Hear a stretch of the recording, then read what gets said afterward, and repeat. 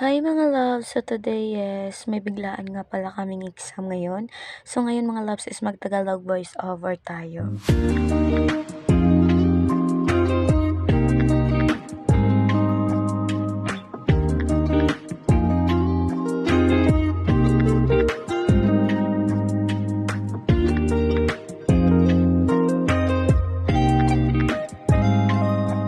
You know why mga loves kung bakit nag-Tagalog voice over ako? Kasi maraming nag-request sa akin na pwede ba daw mag-Tagalog voice over ako kasi hindi daw nila ako naintindihan sa mga voice over ko. Kasi Bisaya ako, sila pure Tagalog. Sabi ko, sige, pagbigyan ng hilig. Sa totoo lang mga loves is medyo nasanay na din ako mag-Tagalog pero may accent pa rin akong magsalita with Bisaya.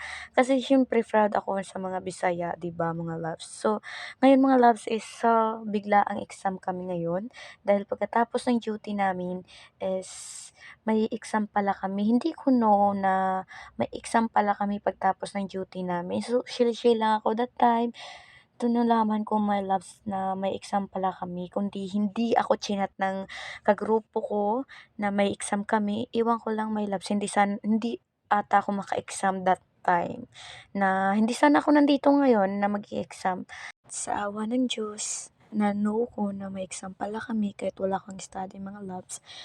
Pumilit pa rin akong pumunta sa school kahit late na ako mga loves. Sa totoo lang mga loves is hindi ko na kasama yung mga kagrupo ko sa exam kasi na-late ako. Then, galing pa ako sa work. Kaya medyo na-late talaga ako my loves. Antok-antok pa talaga ako that time pero wala akong choice my love na kailangan ko talagang i-exam kasi mag-vacation na kami mga loves. Kaya kung ano man yung naalala ko sa mga duty namin, yung mga discussion nilang ma'am, if pumasok man sa exam, sana nandun. Be, bago ang ingay. Balik mo sa akin next year. Madali lang. Ang saya mo ngayon kahit mahirap, ang saya-saya mo. Ay, ang sana all. Kana all nagbobool. Bakit ka nagbobool? Na-broken ka ba? Sana all, sila lang nag-exam na masaya ang putik, oh. Ako, bakit? Wala? Hello. Good luck, be.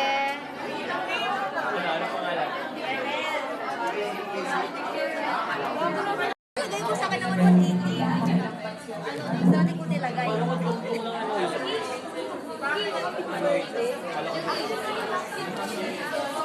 Tapos na yun sila. Ako wala pa.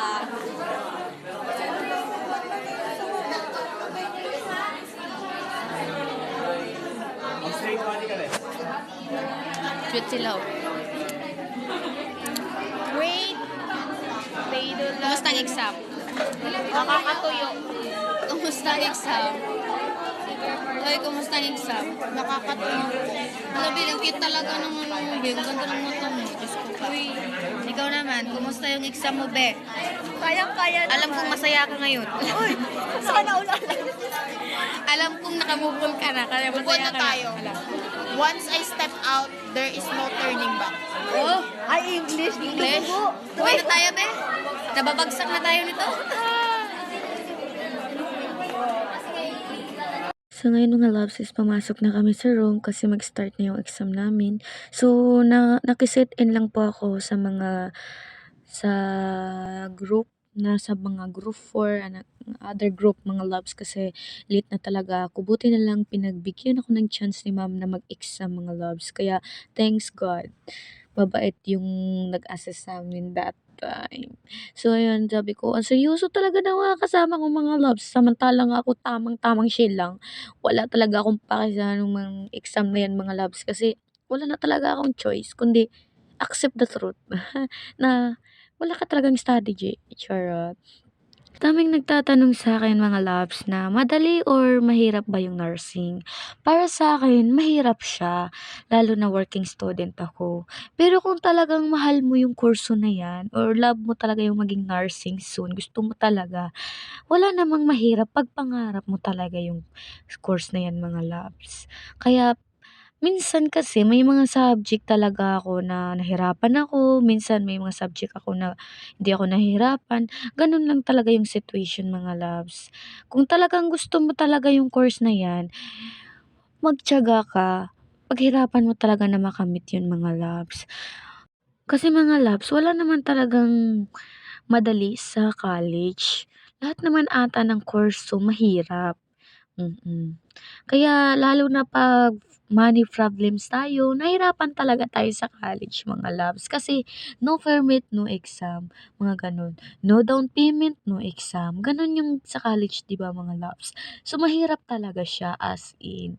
So ngayon mga loves, sumakay nga pala ako ng minibus papuntang Taguig. Kasi kukunin ko yung pinapadala nilang mama galing sa province, yung favorite ulam ko, favorite fruits ko, kukunin ko dun sa Taguig. Kasi talagang matagal na akong hindi nakakain ng tuyo mga loves. Sobra as in. Hanggang dito na lang mga loves. Thank you for watching.